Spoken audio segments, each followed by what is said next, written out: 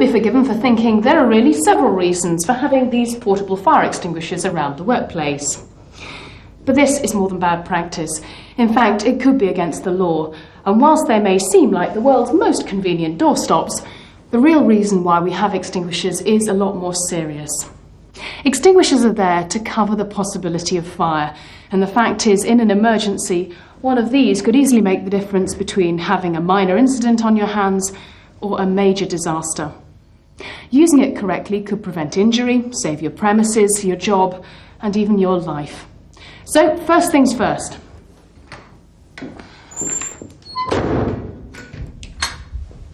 Get to recognise all extinguishers, treat them with respect, and learn how to use them. Most importantly, make sure you know the evacuation procedure where you work.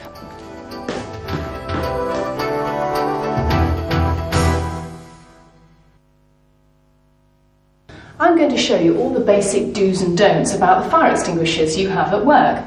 That includes the different types you may have, as well as the right and wrong ways to use them in an emergency.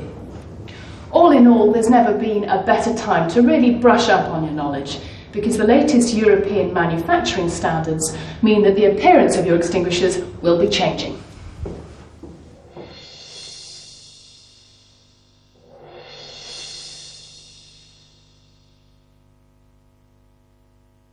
The first important point to remember is that all fire extinguishers are designed with just one genuine purpose in mind. Not as an alternative to the fire brigade, but as the best first aid you can have against a small fire. In other words, the kind of minor incident you may get around the workplace. And whilst these sorts of incidents may not be particularly serious at first, without the benefits of clear thinking and prompt action with the correct type of extinguisher, they could quickly turn into a much bigger problem.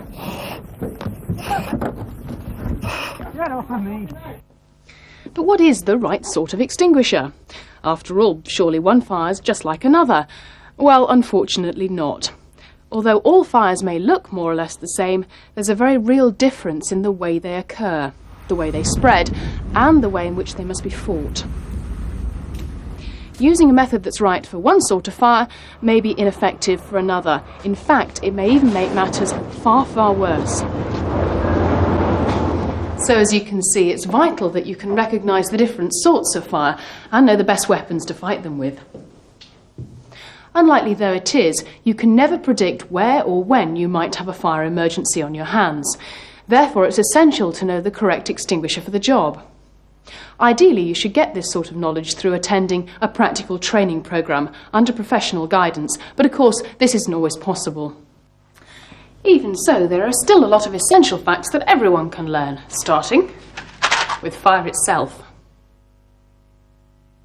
Fire, every fire, is the result of a three-way chemical process. It occurs when fuel and oxygen are brought together with enough heat to cause ignition. Oxygen is normally present in the air in sufficient quantities to support a fire, for without it, a fire cannot survive. Heat can be applied in any number of ways. It may be deliberate or accidental. But once a fire has started, it will usually continue because it then has its own heat supply. Fuel may be any combustible substance, a solid, a liquid, or a gas. But whatever the fuel involved, it's the ignition of the vapours which actually produces a fire. Some solids would need quite a lot of heat to raise them to a high enough temperature to combust, but materials like paper, which are thin, ignite very easily. Once alight, heat produces more vapours, which will burn to produce more heat, spreading the fire further.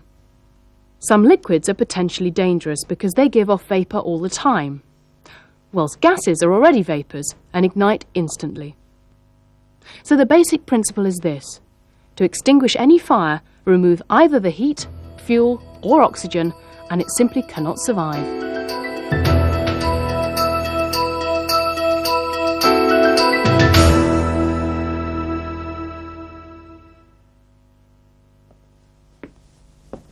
Simply put, different sorts of extinguishers tackle the fire triangle in different ways. These water-based extinguishers work by removing the heat, or in other words, by cooling. These foam extinguishers cool the fire too, but also seal off the vapour supply and cut off the oxygen. Carbon dioxide extinguishers reduce the amount of oxygen in the air, whilst powder extinguishers work by way of a chemical reaction.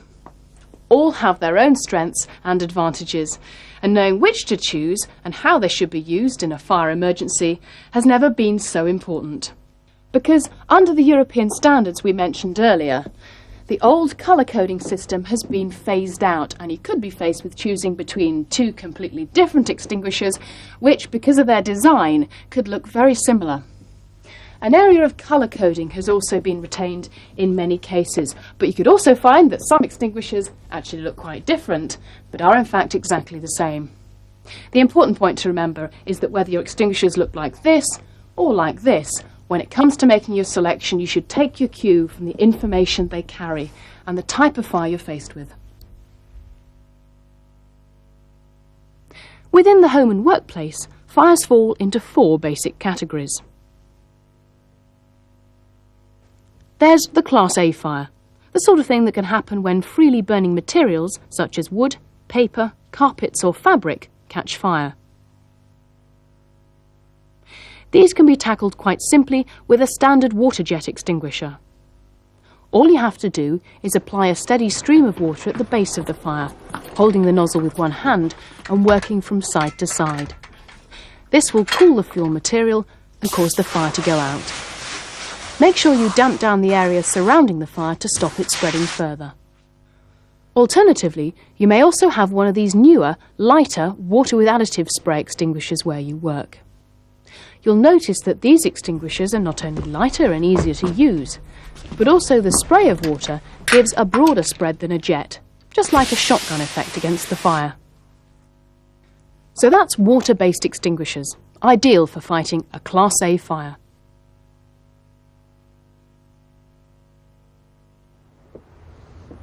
As you may have guessed, the next class of fire is Class B. These fires involve flammable liquids and demand a different approach. As you can see, just adding a cup of water to a flammable liquid fire has a truly devastating effect.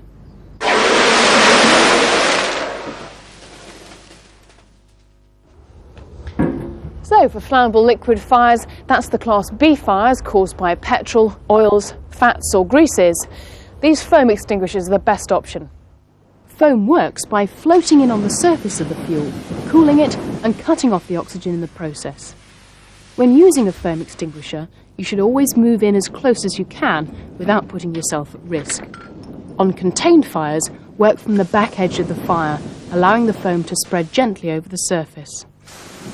Spill fires should be fought by applying the foam from the front edge, then working across the fire until it's extinguished.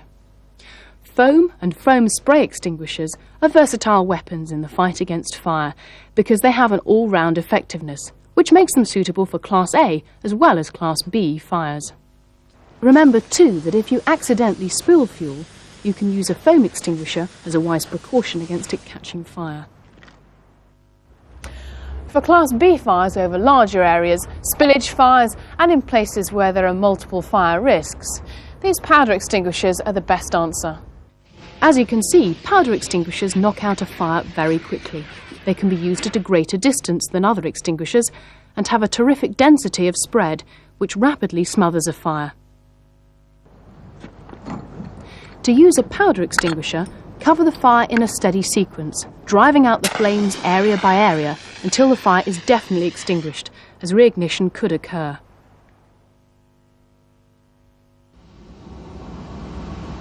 Powder extinguishers are also the best weapon against the third type of fire, the flammable gas or Class C fire. Because it's potentially explosive, a fire which involves flammable gas is definitely only a job for the experts. Always your first move should be to turn off the gas. That way you simply remove the fuel supply and the fire can't survive. If this isn't possible, leave well alone and evacuate the area.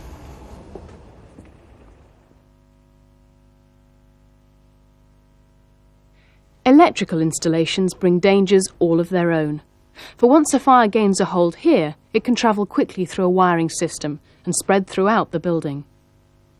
Ideally, your first move should be to locate and turn off the power source.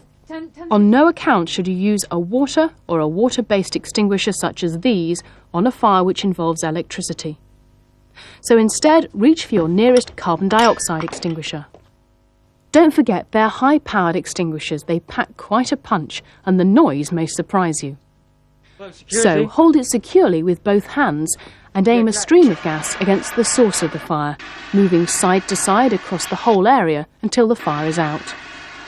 Remember too, keep your hands clear of the horn and the bottom of the extinguisher itself, as the gas is very cold and could easily produce a cold burn, just like frostbite. Having satisfied yourself that the fire is out, leave the room and close the door behind you, and wait for the arrival of the fire brigade. You may also still have halon extinguishers, coloured green, where you work. Halon is an ozone-depleting substance and is no longer manufactured. Halon extinguishers are being phased out. However, these may be used on fires involving flammable liquids and gases and are also suitable for use on live electrical equipment.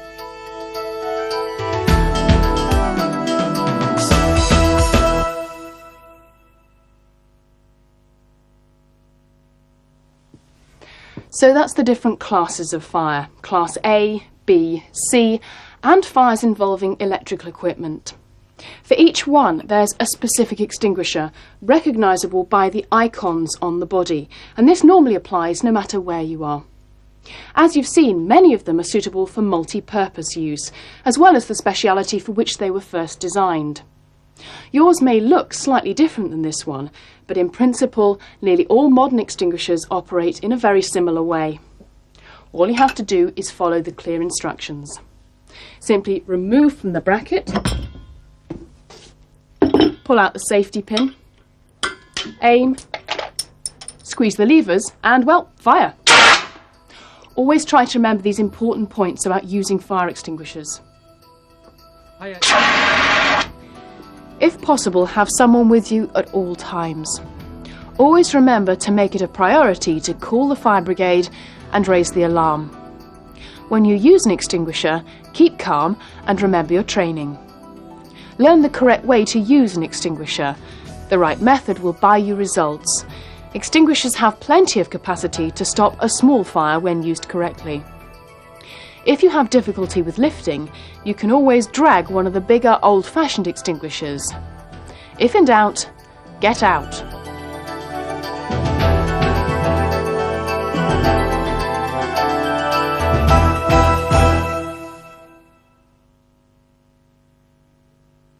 You may also have a fire blanket where you work. This acts by smothering a fire and is suitable for use against flammable liquid fires or clothing. When using a fire blanket, always remember to protect your face and hands and turn off the heat supply. These hose reels may also be a familiar sight where you work. These are provided for larger premises to protect against Class A fires, such as open plan areas, airport terminals, large department stores or office blocks. So that's really all there is to it.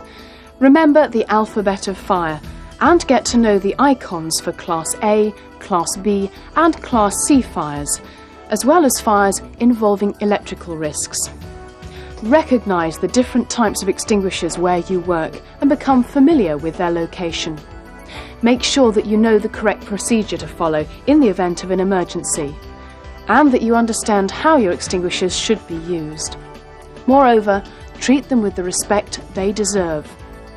One day, they could save your life.